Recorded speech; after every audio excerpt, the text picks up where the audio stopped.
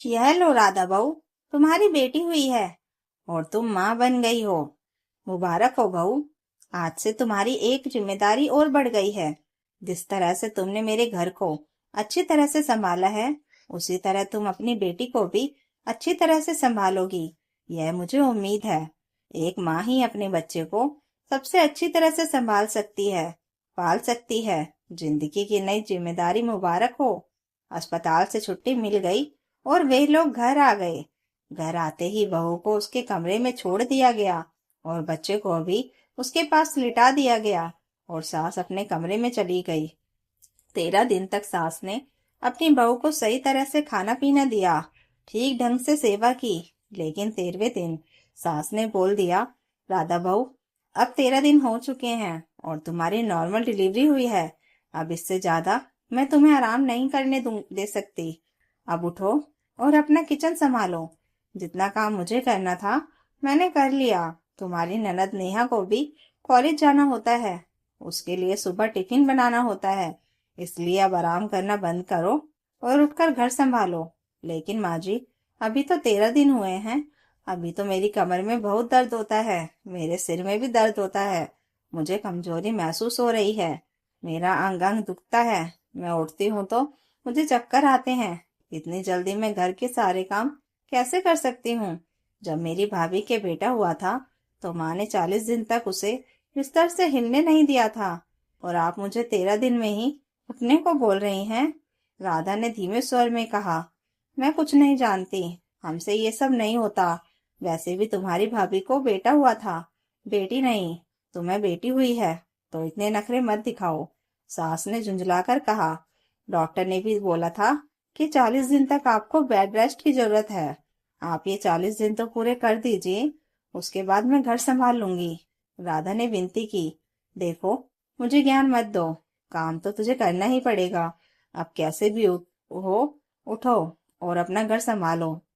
और ये मत भूलो कि तुम्हारे पति रवि को भी ऑफिस जाना होता है, मेरी बेटी को कॉलेज, और तुम्हारे ससुर राजेश जी को भी दुकान जाना होता है। मैं सबके काम नहीं कर सकती। अब क्या करती राधा, उठना तो पड़ा ही।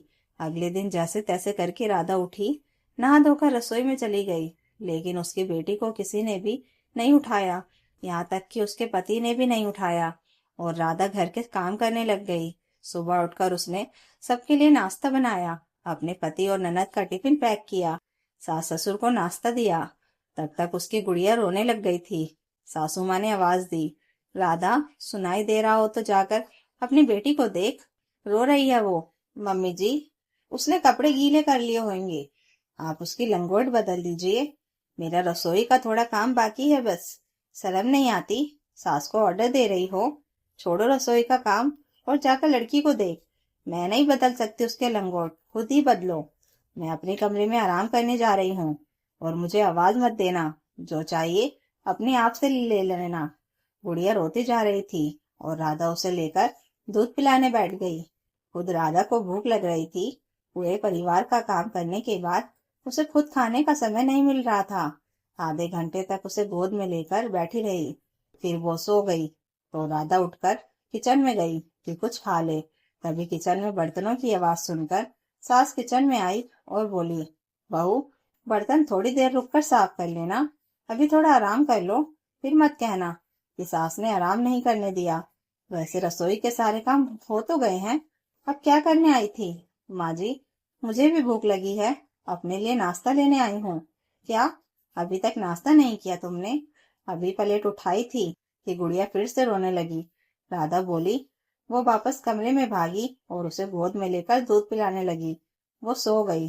जैसे ही उसे पलंग पर लिटाया तो फिर से रोने लगी। बार बार रोने पर सासू माँ राधा के कमरे में आकर पूछने लगी, क्यों रो रही है ये? राधा ने कहा, माँ जी, 2 बजने वाले हैं और अब तक मैंने कुछ भी खाया नहीं। गुड़िया रोती जा रही है और मैं कैसे उठूं? आप मुझे कुछ खाने के लिए ला दीजिए। सास को गुस्सा आया तो उसने दोनों हाथ अपनी कमर पर रखकर राधा को घूरते हुए कहा, बहू, मैं क्या तुम्हारी नौकर हूँ जो तेरी सेवा करूं? इसे गोद में उठा और किचन में ले जा। अपने लिए खाना ले आ, मुझे थोड़ा आराम करने दो, सुबह से उठी हूँ। राधा कुछ सोचकर उठी। गुड़िया को गोद में उठाया और अपने लिए खाना लेकर आई। उसने सोच लिया था कि वो अपने पति से बात करेगी। शाम को जब उसका पति रवि घर आया तो राधा खाना बना रही थी। सब खा रहे थे। रवि भी खाकर उठ गया तो राधा ने कहा, आप थोड़ी देर गुड़िया को पकड़ लीजिए, मैं भी खाना खा लेती हूँ। तो रवि बोला, ये माँ का काम है, खुद ही करो। क्या ये सिर्फ मेरी बेटी है, तुम्हारी कुछ नहीं लगती? राधा ने पूछा। मेरी माँ ने कहा है कि इतने छोटे बच्चे को सिर्फ उसकी माँ ही संभाल सकती है, रवि ने कहा। राधा ने कहा, आप आज की बात याद रखिएगा और मैं भी कभी नहीं भूलूंगी कि मेरा जापा कैसा था। इससे अच्छा तो यही होता कि मैं अपने मायके चली जाती, कम से कम 40 दिन का आराम तो मिल जाता। अब आप भी याद रखिएगा। उसके बाद से राधा घर का काम करते समय अपनी बेटी को पालने में डालकर अपने साथ लेकर घूमती। किचन में हो या कोई और काम, उसे किसी का साथ नहीं मिला।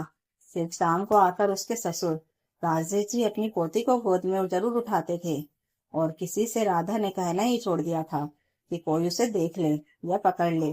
धीरे धीरे राधा अच्छी तरह से अपनी बेटी को संभालने लगी थी। 9 महीने बीत जाने पर राधा की बड़ी ननद दीक्षा अपनी डिलीवरी के लिए मायके आई। उसे देखकर माँ बहुत खुश थी। छोटी ननद स्वाति भी बहुत खुश थी, लेकिन राधा को कोई भी खुशी नहीं थी।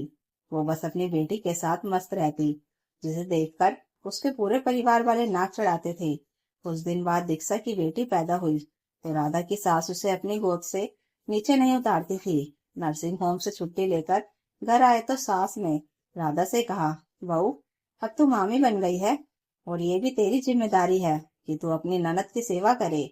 मेरी बेटी 40 दिन तक आराम करेगी और उसके खाने पीने का ख्याल तुझे रखना होगा। मैं तो कुछ नहीं कर पाऊंगी। तो राधा ने अपनी सास से साफ साफ कह दिया, माँ जी, आपने ही कहा था कि एक माँ ही अपने बच्चे का ख्याल अच्छी तरह से रख सकती है और दीक्षा दीदी आपकी बेटी है, मेरी नहीं। फिर 40 दिन का आराम क्यों? इनको भी तो बेटी हुई है, बेटा नहीं।